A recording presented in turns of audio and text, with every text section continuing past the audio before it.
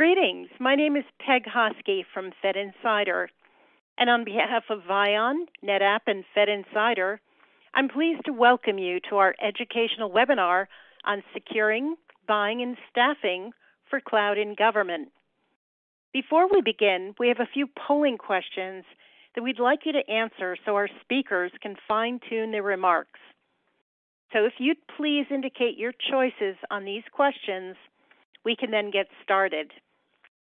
Be sure to type in any questions in the Q&A pod on the left of your screen, and we'll answer those either during or after the webinar. Please take note of the resources button on the left side of your screen. You'll be able to download today's slides and other informative materials. We'll also have a transcript from today's webinar for you to download in the next day or two. We have a jam-packed discussion today with three highly experienced industry thought leaders. So without further ado, let me turn over the reins to Rob Davies.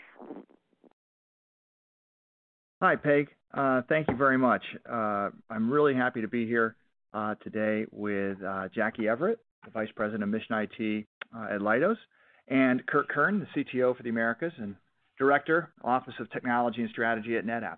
I think we're going to have a great conversation today. We can't say enough about cloud and cloud strategy. We see it all around us in the industry. But before we start, I'd like Jackie and Kirk just to give us a little bit about themselves and their background. Jackie? Hey, thanks, Rob. Jackie Everett here, and I'm Vice President of Mission IT at Leidos, and involved on the civilian side at pulling together a lot of our IT programs together into an area called Mission IT. Been in the industry both as a growth leader and as a P&L leader, and now back at the P&L front, so having a really good time. Excellent. Great. Kirk? Thanks, Jackie. So my name's Kirk Kern, Chief Technology Officer for Americas for NetApp. I've spent about 25 years helping and supporting federal government customers from intelligence community, DoD, and even in the civilian. More recently, I've gotten to broaden my exposure to all of Americas at this point, and so I think I can bring a real wealth of knowledge and understanding of what's happening out in the enterprise space, as well as what's going on within our public sector customers. Excellent, excellent. I think we're in for a really rich discussion, and I'm looking forward to it, and I hope everybody on the line gets a lot of value out of today's topic. So a couple of things. We've got some learning objectives that you all should be able to see online here, and this is going to guide our conversation and has helped us with the topics that we're going to have today. But we're really going to focus on what confronts us with cloud, how our agency customers are utilizing it, strategizing around it, and how industry is coming together in new partnerships, to help our federal customers take advantage of cloud business models and the capabilities that exist today, and also identify some of the challenges therein and things that we still have to work through. So with that, I'm going to talk about a few initiatives and deliver a few facts. Right, we've all heard about Cloud First in our careers, and now we've transitioned to Cloud Smart. So I think that we learned a lot as an industry and public-private partnership, if you will, about Cloud First and how maybe that was great as a vision and to try to introduce cloud. It was aspirational, but it may not have been practical. And today we've taken some of those lessons learned, and we have Smart as a vision and methodology. And I think that really helps us meter it out and make better decisions about what cloud models work, when the public cloud is the best solution for an application, a workload, and when some of that tenured IT is best utilized. I think we'll still have that around for some while. And then, of course, we've got the IT transformation modernization initiatives and the continuing data center optimization initiatives that we confront with Cloud Smart. So today's conversation, we're gonna cover some of the fundamental elements around cloud, the technology, how government and industry work together, and then we're going to wrap up with strategy and transformation and where we can go and what the future looks like a little bit. So our first topic is just some of the concerns around CloudSmart, and in the last 2 years as we've worked around CloudSmart, what have we seen? What have we thought, and how have we interacted as industry with our government customers to help them understand this? So, Jackie, being in the systems integrator world and having spent a lot of time on that mission side, you've seen government, evolve through lots of IT, and you certainly lived through Cloud First with all of us. What are you seeing more recently, pardon me, and what are some of the concerns around CloudSmart? So I think CloudSmart is a great finalization, or like the next stage after Cloud First. And Cloud First was really about getting people to think about the cloud and move to the cloud. But Suzette and team over at OMB really put the final touches on. Let's focus on how do we get there quicker with our citizens so it's impactful. We're looking at outcomes. And so I think with that focus and lens with our clients, we're starting to see them really start focusing on what are those outcomes that we're trying to hit as an agency related to our mission. And so our discussions with them have been, a much higher discussion and a richer discussion with them on what does the Office of the CIO or even the mission side, starting to look at how do we affect the mission so that when they get ready for budgets or have to go back to OMB for all their project plans, they have these very discrete outcomes that they can start looking at. So it's been a healthy discussion. It's actually been really good. But we're starting to see them, and I'm going to say, take baby steps. I don't see any giant leaps in these agencies, right? And they're going to build upon their successes. We've got several clients that we've worked with at GSA and Census and with the Air Force where we're either past the pilot stage now and really starting to move and roll out and make it more operational, but it's taking some time. And again, it's just experience, knowledge, and know-how from the agency side. But, that's really good to hear because, so often you see some of these big reaches and big programs, but that can bring a lot of change all at once. So I'm glad that in your customer base you're seeing some success in those small steps because everybody can learn from that, and that only will help us reinforce and make that journey more successful. But Kirk, how do you read not only the OEM world and the OEM technology, but also the cloud technology that we're confronting as we try to make this shift and help our customers move into the cloud era? Yeah, so I think since the 2011 push for Cloud First, I think we've observed some pockets of success, and in other cases, opportunities for learning and potentially even enlightenment. Where I think there's been good pockets of success is primarily around the adoption of PaaS platforms, office suites, help desk, trouble ticketing systems, those kind of things, where the processes are fairly in line with the cloud service that you consume. But then as you start to move deeper into the mission aspects of the various agencies, they've struggled in some of those environments. In some cases, they do a lift and shift or a full migration of a particular mission or a program segment. And what happens in some cases, if that software was written well, it manifests itself in an easy migration to the cloud. However, if the application is very stateful in nature, what we find is that in order to engineer the reliability and availability of that application in the cloud architects have to go through what I would call extreme measures in replicating information or full suites of the data that system processes between either availability zones or regions. And then what the customer finds is that they then experience higher than expected bills for cross-zone or cross-region transfers of information. And then they may in fact have to change some of their operational procedures whenever they have an outage or a perceived outage when maybe the network drops out. And so there's some other issues around that. Another area of opportunity or learning really revolves around the administrative burden of moving to the cloud. One of the perception was that the cloud does everything that you need. You just have to move in, unpack your bags and everything runs. Reality sets in that before any of that occurs, much like you move in a house, you've got to turn on the electricity. You've got to schedule all the resources that you need in order to set up and live in that environment. And so in the cloud, you have to set up your IAM policies to onboard all your users. Likely have to federate that information from on-prem so that the cloud knows who your users are.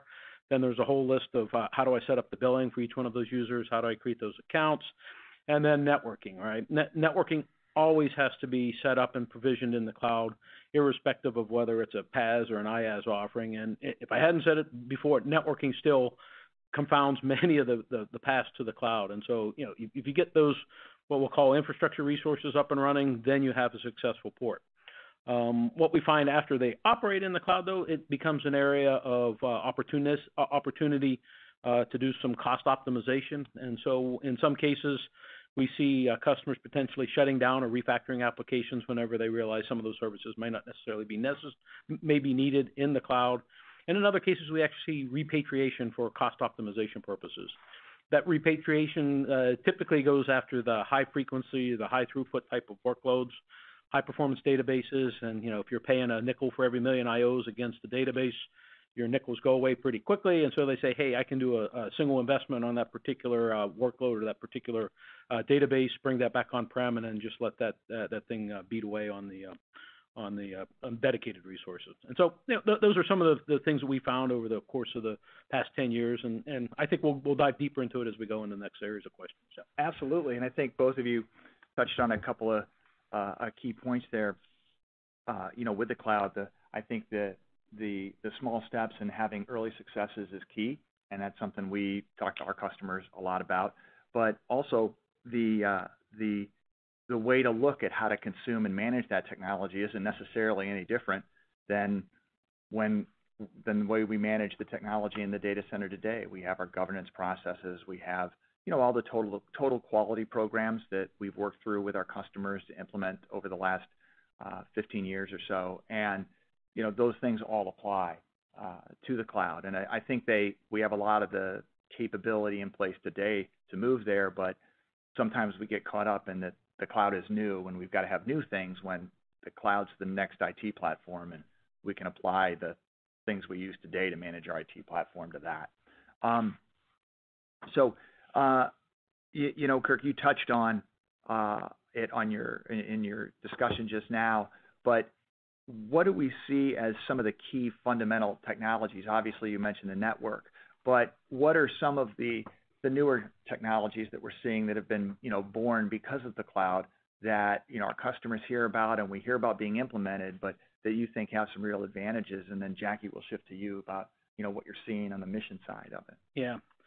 So I think the industry has settled into a world where we see hybrid and hybrid multi-cloud as being the new norm. It's not an all-in cloud. It's not all-prem. You're going to have targets on-prem. You'll have targets in the cloud. And then the methodologies or techniques to integrate those two environments is where I think the next big push and the key technologies will start to emerge. For us in our industry, we see the rise of containerized deployment modalities using microservices and then global orchestration at scale, whether you're using Kubernetes or Rancher or any of those other products that are out there. But that is going to be the great equalizer, we think, in this hybrid multi-cloud world, in that you can build your own containers, you can deploy them across any one of the hyperscalers that are out there, or your own clouds that you build yourselves, and then obviously also target those workloads and bring them back home if necessary. And so that will be, I think, the real new norm, because it really gives customers an ability to move into the cloud and then have the ability to adjust where they run and move their data where they want based on price, performance, availability, reliability, you name it. And so that's where I think we're going to see a lot of big bets in the next 2 to 5 years, is around microservices and orchestration at scale. Well, I think you've just made a really key point there about once you get into the cloud that you've developed your applications in a way, you've got a containerized modality, so you can move those workloads and applications around from cloud to cloud. You could bring it back to your private cloud. You can move it between different public cloud hyperscalers because of their economics change and it's more advantageous to you. And I think that's a really important point we can't forget, because if you develop natively for a cloud, then that's no different than I just built my application on a mainframe, and now I bought myself a migration problem if I want to change. Yeah, I love that you brought that up, because you're absolutely right. In order to take advantage of these new technologies that are out there, it normalizes the cloud ecosystem so that you can deploy just about anywhere you want. You don't have to worry about personalities or virtual machines and what type of hypervisors are running, because those containers will run virtually anywhere. But that also implies that you have to invest the time and effort and the resources in the writing applications that can be containerized and deploy everywhere. And so that's an interesting dynamic. I thought the government would struggle with the refactoring or rewriting of applications, but what we're finding is that they're jumping on board pretty quickly with the whole DevOps framework. They can develop net new applications in a tenth of the time that it took to develop the big monolithic applications. So what we're seeing is a real quick maturation of continuous integration, moving away from what was called agile. Now we're not even doing that. We're doing continuous integration. You develop, deploy live, revert back if that deployment was incorrect. And frankly, I've been surprised at how quickly the government has said, "Hey, I can't continue to operate this monolithic app. It's quicker to write net new." I can give you a very good point out there. There was a recent marketing study. I won't name the marketing firm here because I don't know if I have rights to say that. But their analysis that they have done is they estimate that there will be more applications that are developed in the next 4 years than have been developed in the past 40. Think about that. So that you're 10x more effective just to develop a net new application. Start down that DevOps path, get some of these young bright engineers that are coming out of college, put them to work, and you would be amazed at how quickly you can get to a new point in your infrastructure. That's good to hear, right? Not only from an industry perspective, because that's a lot of work and a lot of help, but it's also a really effective use of the taxpayer dollar, right? Instead of those large programs that kind of went on for several years and failed, and we do still see those, unfortunately. Mm-hmm. But I think that with the instantiation of DevOps, we've seen that too in our customer base of being able to develop applications faster, get new workloads faster, but it still leaves those legacy mission support applications that are very critical.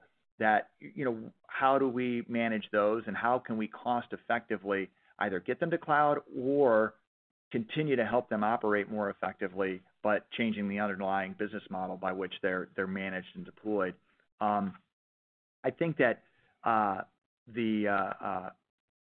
one of the points you made about the modality earlier and then jumped on with the technology, I think transitions well to Jackie and the mission side of it is, there's a lot there to work on, but you have industries kind of, led the way in bringing DevOps and, Agile before and now DevOps, and really helping our federal partners, embrace these methodologies and capabilities and, get to the new. I mean, you mentioned Air Force before as a customer. I think done a smart thing by saying all new application development will be cloud ready and making sure that they do that in a smart way. So what are you seeing on that tenured application side?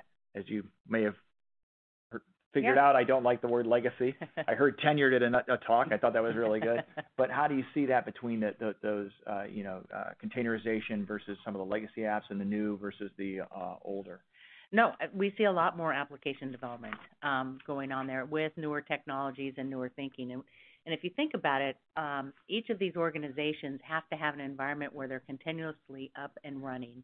So as they're refactoring, replatforming, or transforming these applications out there, they're still in a tenured or legacy environment that still must be maintained and running at the same time as we start transitioning to this new kind of platform that we want to go to. So the government can't afford to be down, can't be stopped. IRS can't, SSA can't stop paying checks. So as they modernize and go, you're going to have both these worlds going. So you're going to see a lot more new applications as we try to get to this newer emerging technology at the same time as we're running. But we're also seeing areas that I would call, and more around security, and I'm going to call it risk management. And, if you're looking at cloud or as a service or these new service models, things are moving rapidly now, right? We see mobility as a possible risk for the fact that people want to use it and get in there really quick, but it's all, cloud-based and getting to the applications. Cloud, to a certain extent, is a risk depending upon how secure it is and the things that you want to do with, especially with the data, right? And how do you keep that data up?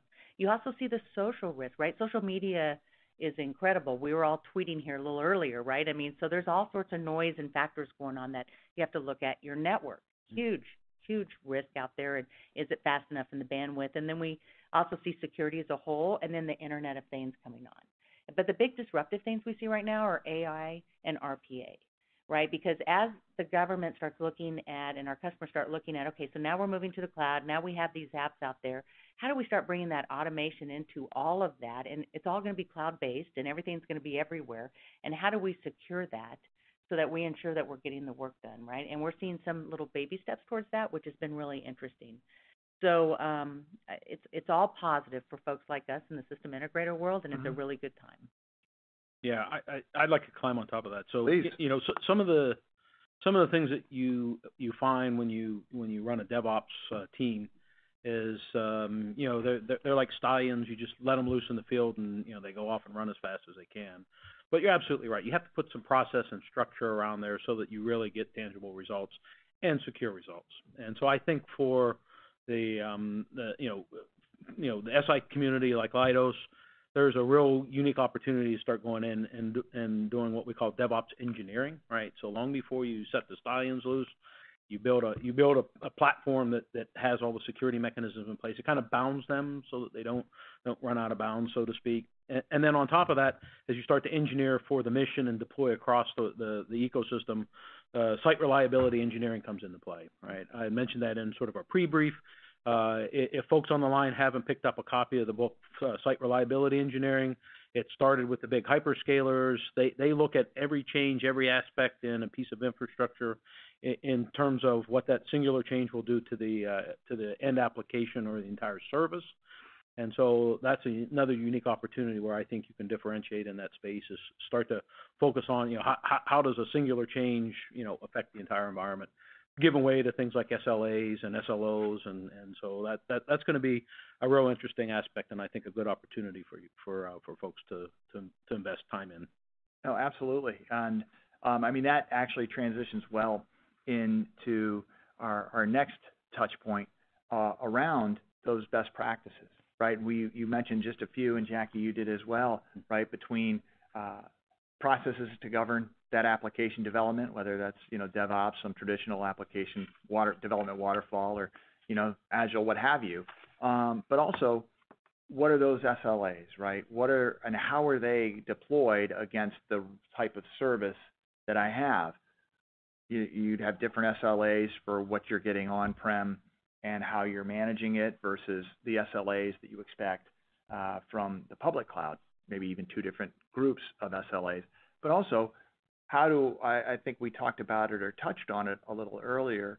We've spent a lot of time over the last 15 years or so in industry and in government bringing forth those quality models, right?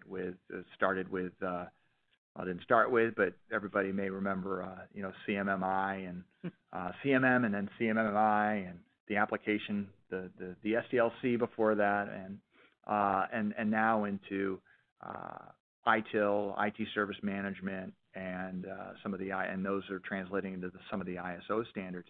So, you know, we as industry and our government partners are in that mindset, but, you know, bringing those best practices, I think relying on those best practices that we've already established, is we don't need to go do something new for cloud. We've got a lot of these. We just need to adapt them for the cloud technology that we have and the way we interact with it. So what are you seeing, Jackie, in the mission side, right, as you work with your customers on this cloud journey, and what are some of those best practices that you see deployed and that you operate with day to day?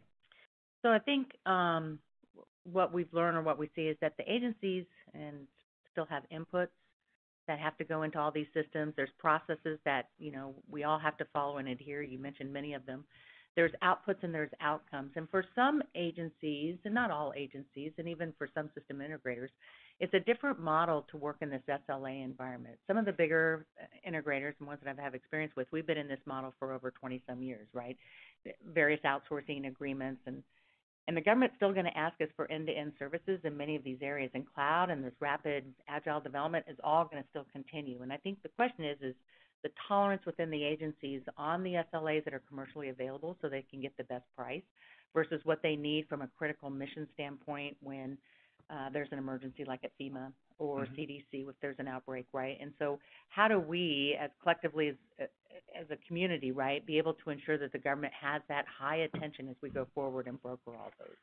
You see other models where Department of Education went to an OLA thing, where they have integrators with different objectives between us all as we try to pull all this together to meet their mission. So it's an interesting world, because I think between managing by SLAs and having OLAs and then kind of breaking up this older mainframe world, we have these little pockets now, and I look at it like in a Rubik's Cube of how do we put all these service-oriented things together to make that puzzle fit for our customers, to ensure that we are getting the best possible outcomes for them as we go forward. So those have all been good. We've got a client now with GSA that we work with that we've gone down the path and had, many of these discussions about saving dollars versus high SLAs and what to get from the commercial side or whatnot. And so that's been more of an education with our clients going forward. That's, when you were talking just now about the Rubik's Cube, I was thinking about how, if this was a commercial discussion or purely commercial discussion, you'd be talking about, certainly there's some governance processes and regulations that apply. But, I was just thinking about all the things in the government that we have to work under. It's not just about developing something to get a better ROI. We have to do it. There's legislation that's attached to it. There's a special type of funding. And it's not to say that those are, I'm not defining that as bad or good, simply that that's the way it exists, and there's precedence and good reason for that type of care as the government moves forward and how it affects the citizenry. But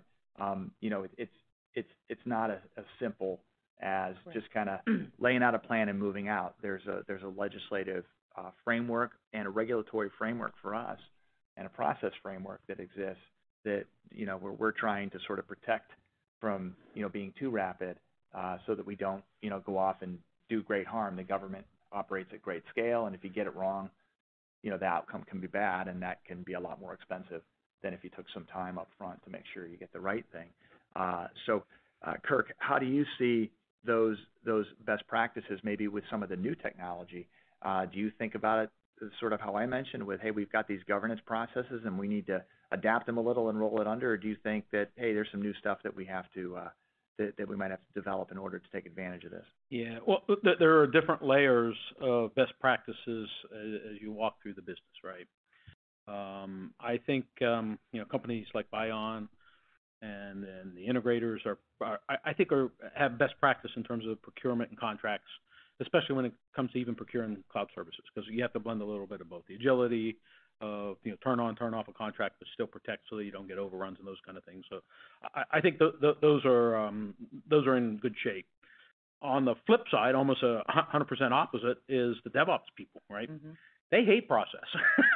They don't like integration. They don't like IT. They don't want to be burdened with submitting a help desk ticket and what have you. And so you have to balance, how do you provide that infrastructure for them and still give them the agility that they desire? And so what we fundamentally find is best practices in the industry are to give them what they want to a certain degree. And give them what they want is typically software programmatic interfaces, right? APIs, effectively, is what we're looking for. So, if you can give a DevOps person or even an application the ability to access an API that lets you programmatically control the resources that you want, things can happen quite quickly, right? And so what we find is that, at least in our industry and our company, every product we build has a series of robust RESTful API calls that those guys can go off and do what they want. Granted, there's some underpinnings so that they can't go off and provision every byte of data in a data center, for instance, but still they have the mechanisms to be agile while still having the IT folks still have some control of the infrastructure. And so, I think that's kind of where we're starting to settle in now that, infrastructure gets deployed independently of the applications in the software, but the orchestration and automation software kicks in the middle and gives everyone a blend of both, right? Mm-hmm. And so companies and customers and agencies that get that right, I think will have huge success in those environments. Companies that try and say, hey, you have to fit this development into my process or my acquisition strategy. I think you see a lot of struggles with all three parties trying to come together. I think if I could, real quick, I think you made a really good point about that blending of the the orchestration, the provisioning, so you can keep your environment moving forward effectively but having that tied back to that governance that you touched on at the beginning, right? The contract management, the procurement. So you've taken care of those SLAs and requirements that we all understand fairly well, but you've now given that back to the government so they can visualize it in a way that, okay, this is consistent. I can see it now with my new infrastructure, the way it's being provisioned and utilized, but I can still see those important measures, right? That my funding is this, I've spent this, this is how much, these are my projections, the analytics and all the tools that we have access to give us a way to look at that information, I think, more accurately than we have in the past. But that's sort of what I was thinking about when I was talking about those governance platforms. We developed a lot of that over the last several years and are implementing and living with it from day to day. But in the cloud, we need to visualize it differently, and we need to link it up with how that technology is being, rapidly provisioned or rapidly deprovisioned. Absolutely. Right? Because that's the real promise is, well, I don't need it, so I'm going to turn it off. Yeah. And that makes it so much more economical. Yeah. Well, so I don't want to take it back to storage, but I do work for a storage company, so maybe I'll give you an example. Sure. It all comes back to storage. Oh yeah, it's all about the data. Fundamentals. Yeah, we're in a good business. It's about the data. So to emphasize this point, there has been a tiered storage model that's been in play across enterprise and government for many years, and the provisioning of a resource or a capacity request tends to land on a piece of infrastructure, and that implies that's the performance you're going to get because it's a high-end box or it's a low-end box, right? No guarantees whatsoever. In terms of how we've matured those APIs, though, we've kind of taken a book or stolen a page from the hyperscalers book, in that these software mechanisms meter out not just storage but performance along with the capacity request. And so we've developed a series of capabilities that fundamentally meter and monitor storage in a metric called IOPS per terabyte stored. Right, it's a function of the capacity as well as the amount of performance you can get per your capacity request. With that, it gives us a very unique ability to go off and engineer back-end systems that deliver exactly what that customer expects. And for folks such as yourselves, you can actually engineer a system that delivers that exact performance at known cost, right? So there's no surprises anymore as you're building this infrastructure. But it takes the adoption of metrics, at least in the case of our storage environment, like IOPS per terabyte, where you get to a value and a capability, and all of that is backstopped with technology like quality of service and clustering and those kind of things. But it's a pretty big shift in infrastructure, right? But once you move away from saying that, oh yeah, I just need the cost of that unit widget, right? And those are the three items that I'm going to bill out to my customer or to the government as I'm going to offer, then I think you really start to mature the technology and the consumption of these services. Yeah, I want to jump on a little bit because we didn't really talk about workload, but that's a really big part of when we modernize and move to the cloud is really how much of the resources are being used. And Kirk, you already talked a little bit about that. And really, what is the end-to-end output on all these things? So once we get into the cloud and realize, hey, we're going to go ahead and use storage, and it could be, whoever's cloud is given as storage, it may not be the performance that's required, right? Mm-hmm. And again, version 2 gets rolled out where we go and change some of those configurations or engineering designs about how we want to do that, whether it's on-prem, off-prem, so that we get the right output results that Suzette mentioned back in the Cloud First document, right, or Cloud Smart. Mm-hmm. This is about the outcomes, because sometimes, again, we're going to fine-tune this over the next decade, exactly as where these apps are calling, all the I/O things, all the storage things, and this is just going to take a little bit of time for us all to get there because it's all new. It's all much different than what we've had before. Yeah. Yeah. I noticed there's a comment that came by on someone that had commented that they've seen DevOps teams be very successful in a process regimented way. That is absolutely the case as well. I mean, there are teams that have that expertise in play. And, I think they've probably got the right boundaries where they give the guys enough flexibility they can go off and do what they need. At the same time, there's proper controls on security and deployment modalities. And whenever you release code, you're able to revert back so that code not be, not operate as expected. So, yeah, if you've got a well-engineered, if you've got a DevOps engineer on staff that's built a really good pipeline and a good flow, yeah, I can see that work extremely well with a lot of process as well. So, yeah, absolutely. Yeah, thanks for the comment, whoever that was that typed that in. No, excellent.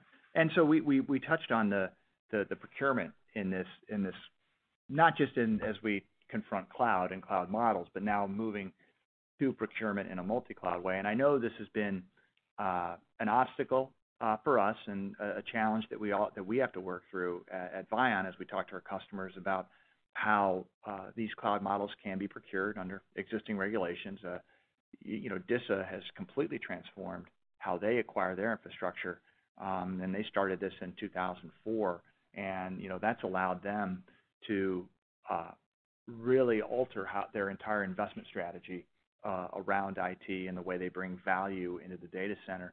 Now, certainly, they have a really diverse mission set that they have to support, but they fundamentally have to be very economical about how they acquire and deploy this technology and how they get the newer technology into the data center faster so they can deliver greater value. And there's a real economic and budgetary impact to that, right? You may not see it in the budgetary dollars or green dollars in any given year, but you're going to see it over 5 years and see those savings and see how that works. But my only point there is these cloud models, they can be done. They've been done successfully for many years, but not advocating changing the FAR, because I think we can do it under the FAR today. Not that making a change or two here wouldn't hurt, but that's a years-long endeavor.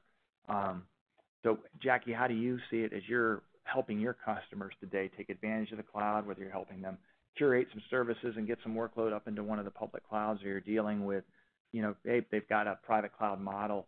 What do you see in procurement, and what are some of the good things or obstacles? So, I mean, the good news is there's a lot of, I think the IDEAS 21 passed at the end of the year for a lot of the websites to be really public-facing, to be really modernized and updated so that all citizens have access to that. And I think we're going to see throughout the year and next year really a little burst there of most of these agencies moving to more of a public cloud.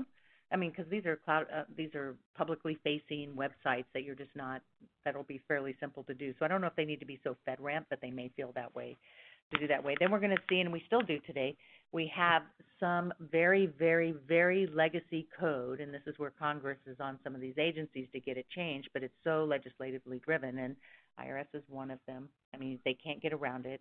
And it's really hard about how do we get to the cloud with something like this. So we're going to see these multi-tenanted types of things. And then the question ends up being is how do we work when we have a heterogeneous environment, which is so different, right? And how does the Office of the CIO offer all these different services?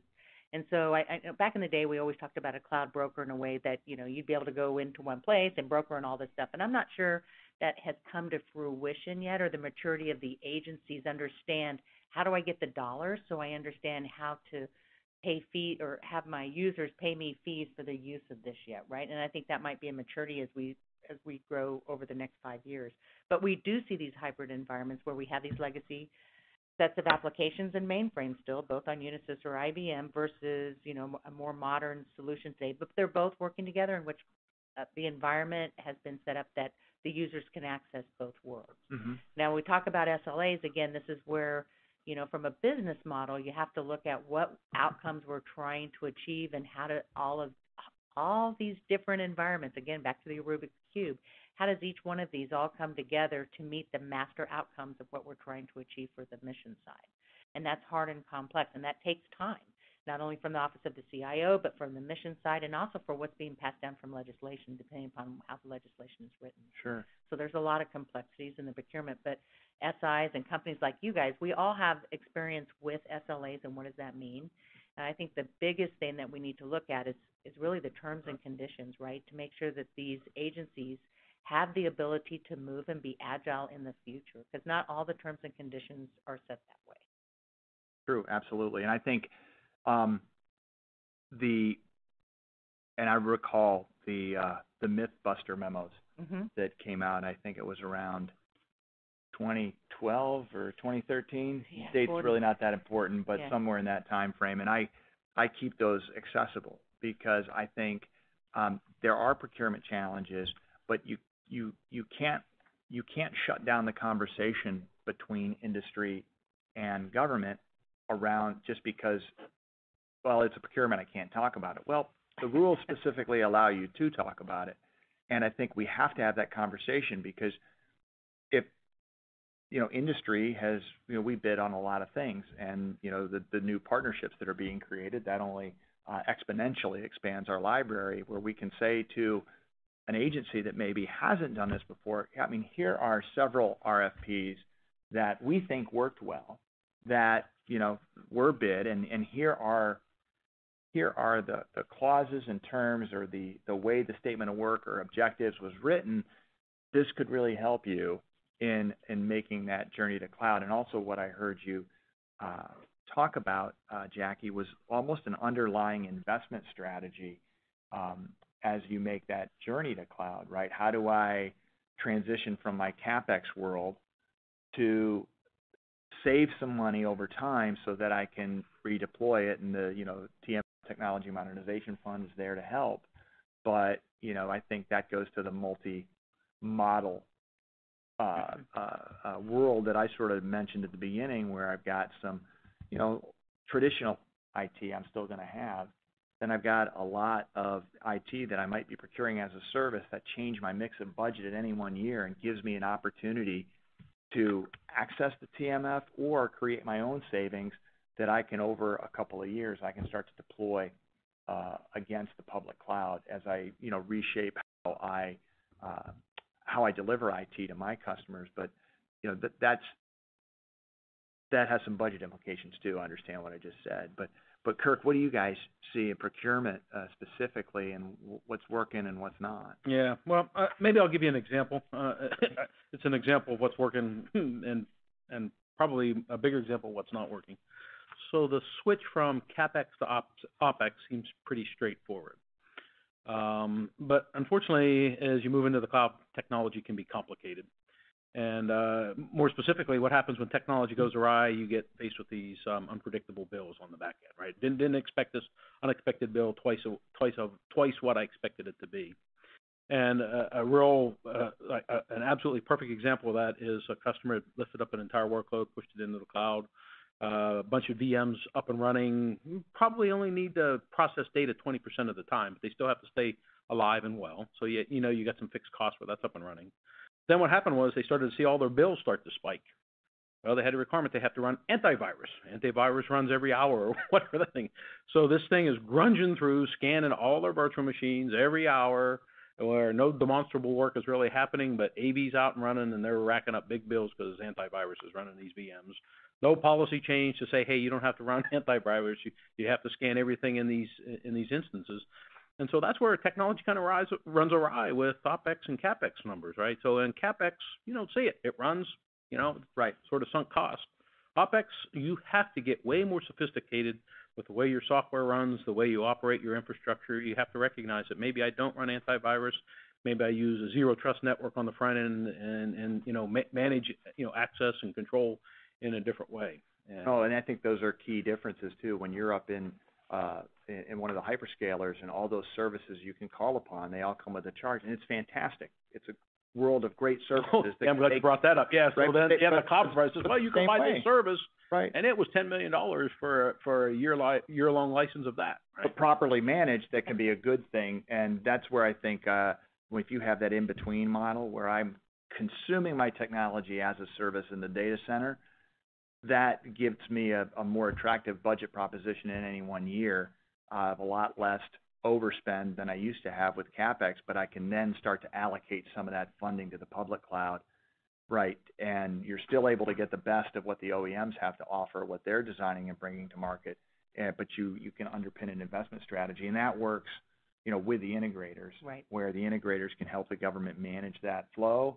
They can, bring it in through their contracts in many cases, alleviating that concern.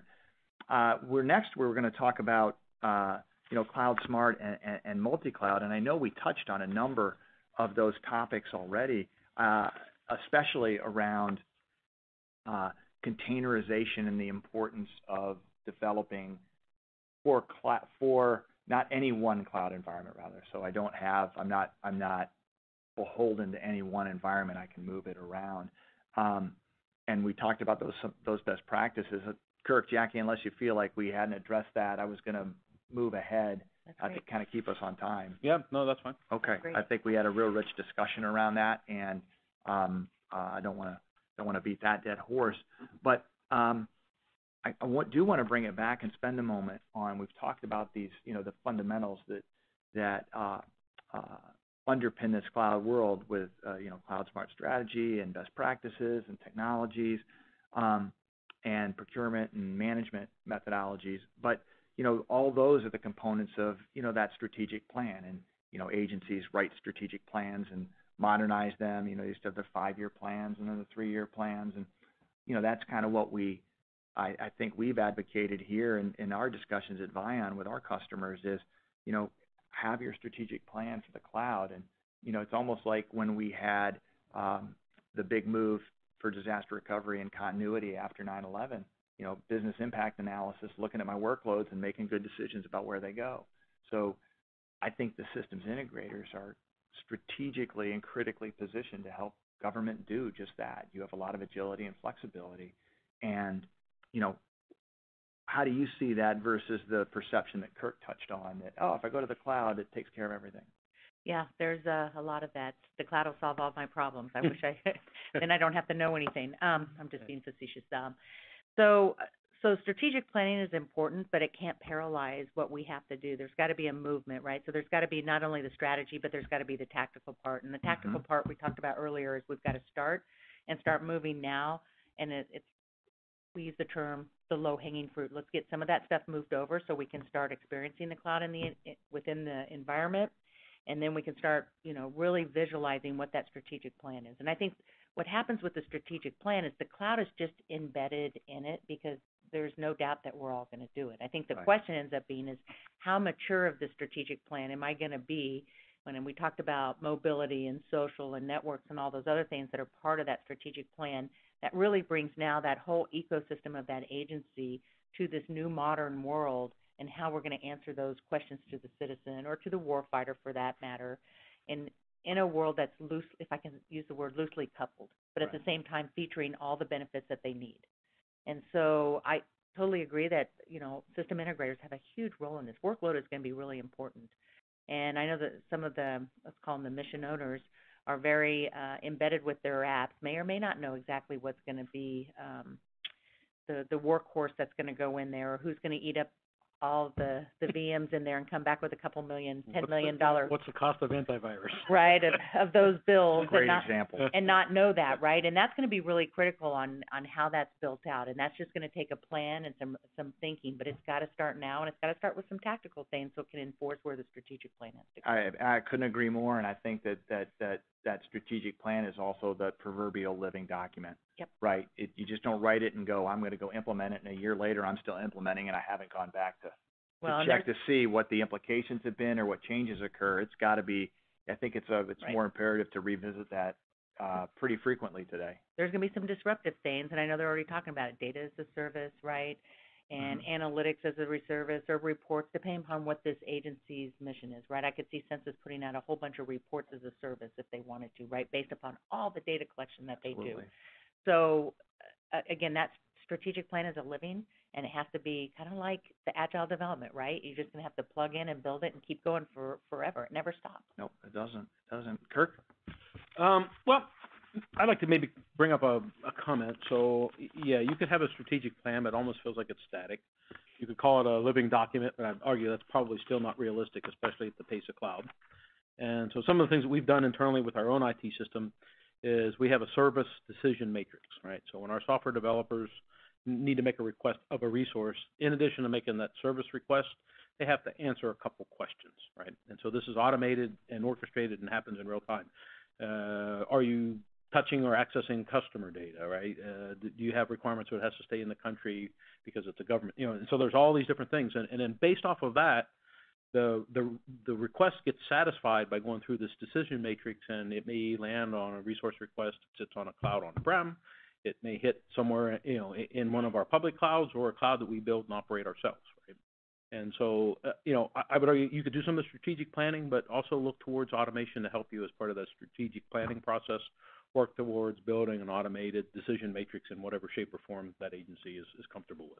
I think that's an excellent point and an excellent example of, Jackie, to your topic about operationalizing that strategic plan, right? And taking it away from the, the printed word and just embedding it in your environment. That's really. And you can do the same thing around data. You mentioned data, right? You can in fact tag and add metadata to every piece of information in an environment. And so once you start this tagging process, you now understand where your data is, where it's federated, is it out of country, is it in the cloud? And so there's a couple big initiatives underway.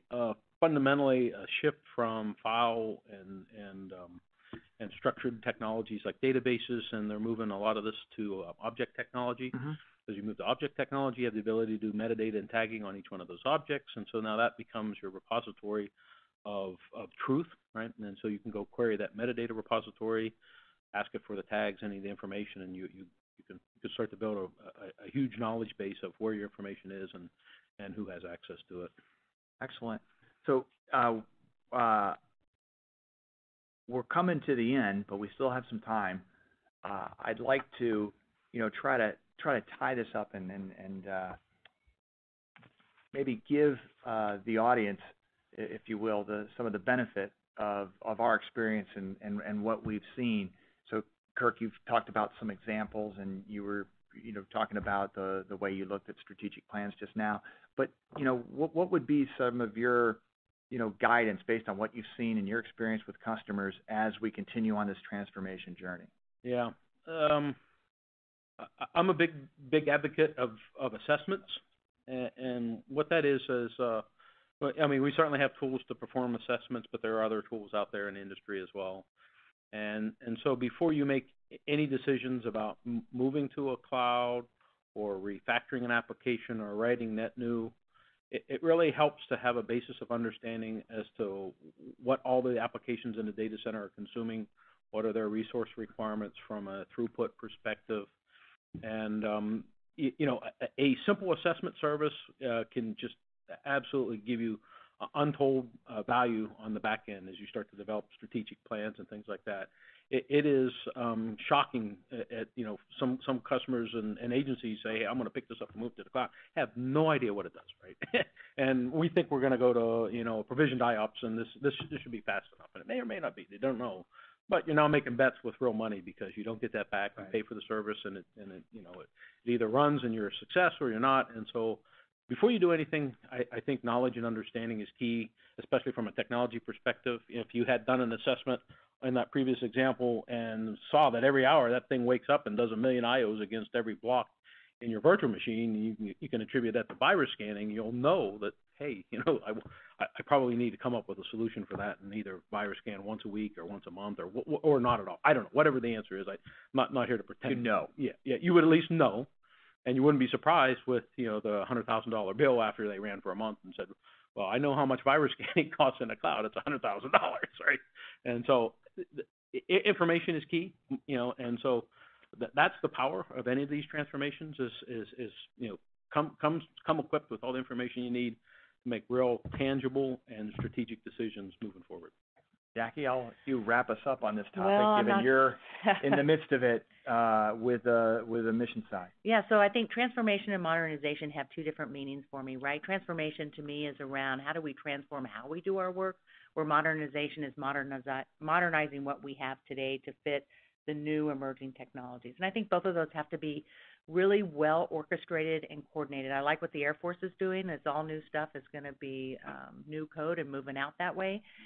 I think it's very difficult to take a lot of this older tenured applications and actually move them. It's not impossible. I don't want to say that it's not, but there is so much that's happening in technology today to take advantage of that and to let the citizens and the employees of the government utilize that to get their work done would be a mistake for us not to consider it. So, and I think integrators can help along that path. We've got great experience in all of that. More in 4 than the past 40. No, that's an astonishing statistic. It really is, and I think you're absolutely right. The investments that collectively we've made in understanding our customers and working in this federal world are at times like these can really come home to provide some real value and benefit in these moments of great transformation. So we've touched on a lot of topics today. I hope that it's been informative for everyone that joined us and that we gave you something to think about and maybe even something to act on to help your customer or to to help your partners in industry do a better job for you if you're with the federal government. So I'd just like to end on a note, sort of a summary slide here of some of the ideas that we talked about and some of the ways that we can work better together to deliver the promise of the cloud environment and again, how that is going to instantiate itself in our environment. I think we'll have a little bit of a percentage of technology that's run the way that we've always run it, and then we'll have a large percentage that's moving between private and public clouds. And at any given time, we could be, all in the public cloud, or we could be mostly in private cloud, depending on, the time of year, the agency workload, the agency's mission, and what it does. So I think we have to keep all those possibilities in mind as we manage this transformation together for the next several years. So Kirk and Jackie, thank you very much for being here with me today. Peg, thank you for hosting us and setting up the webinar, and I'll turn it back over to you. Thank you so much, Rob. This has been a very insightful conversation, and I'm really delighted we were able to assemble in one place. Just a reminder to our participants that you can log back in the next day or two to pick up a transcript from today's webinar. We'll also have the slides and some other educational materials in the resources button, so do take advantage of that. We will have some polling questions popping up, and we do appreciate your feedback.